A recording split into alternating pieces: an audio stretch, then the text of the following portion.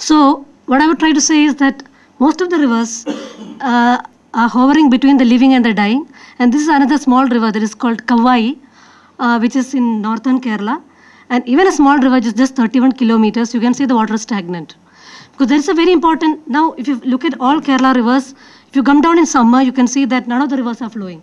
Most of the rivers are stagnant because if many of the rivers have barrages in the downstream area, which blocks.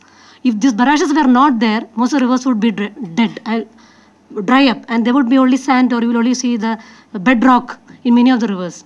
Because these barrages are constructed, they arrest the flow in between, and these rivers appear like long reservoirs.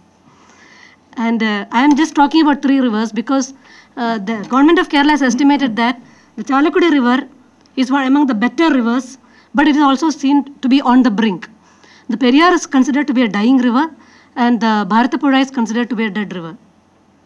This picture is, I'm sure, very familiar to all of you now because it has been appearing in the national media, state media. But I'm not going into all the aspects, but I'm just trying to focus on one important aspect, which is how dams and diversions are killing living rivers. Why I showed Mullaperiyar is because it is one of the first dams in the Periyar, the first dam in the Periyar. And at that time, there was no dam in the Periyar. So this is one of the first dams which was built in the main tributary, that is the Mullayar, and which led to the blocking of the entire flow. And how dams have become the direct modifiers of flow in rivers. And now this applies not only to the Western Ghats rivers in Kerala, anywhere. Because how in the Chalakudi river we have calibrated, or we have assessed how daily and seasonal changes in flow, time, duration and frequency are created by dams. A river, of course, has a natural flowing pattern, which is seasonal, which varies with summer and monsoon. But when dams come up in the river, the entire river flow becomes regulated. It gets regulated, and then the time at which the water is released, the duration for which the water is released, the frequency is then decided by the operation of the dam. So this is another thing, this is actually very contradictory or to the natural needs of the river. Because it may not coincide with the spawning period of the fish. It may not coincide with the downstream irrigation needs of the farmers.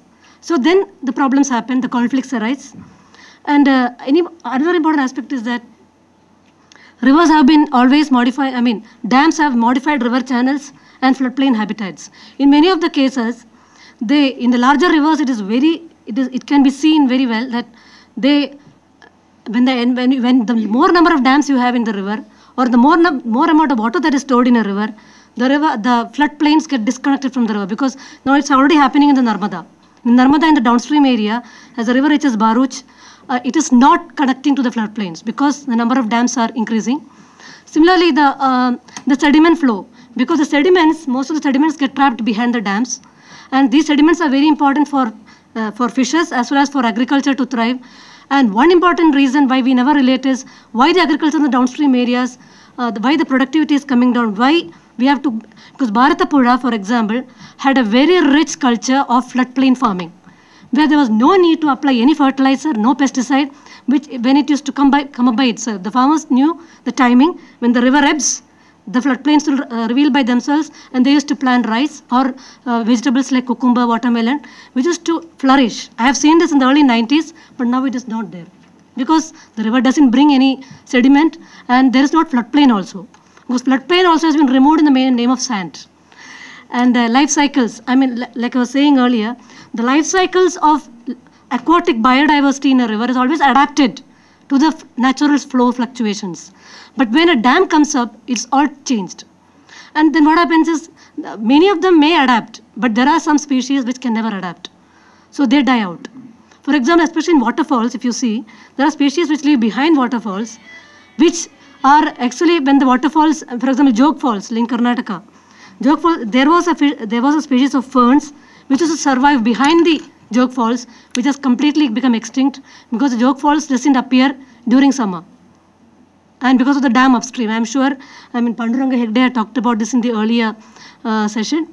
Then flood recession agriculture, as we were saying, the Kol and Kuttanad regions in Kerala, which are concerned to be the rice bowls, they were the areas where all these rivers used to drain. And they used to bring all the sediments and silt and nutrients, but now it no longer happens. In Code and Kutanad, you have maximum amount of fertilizer and pesticide that has to be applied if you have to maintain the same yield. But 100 years or 50 years back, this was not the scenario. And most of the dams in Kerala, Western Ghats rivers have come up in the last 60 years. And diversions kill the flows in the river life. If you take Mullaperiyar, if you take Idukki, if you take Parambiculam dams, in all these cases, complete diversion of water has killed river life. Now I am just highlighting what is happening with flow fragmentation. We have just made an assessment. These are all the different dams which have been built in the Chalakudi Basin, which is just 144 kilometer, just 144 kilometer river, where you have a dam up to the 67th kilometer. You have a dam up to 67th kilometer. And below all these dams, you can see there are 6 dams. Below each of these dams, to what extent the river doesn't flow. So totally 28 kilometers, these are all the tributaries. So the river doesn't flow below the tributaries, and in Puringal Kuttu is the main river. The river also doesn't flow below the main river. So this is a live example. Below the Tamil Nadu Sholayar, where there is no flow. This is one of the main tributaries of the Chalakudi river, where there is no flow below the Tamil Nadu Sholayar.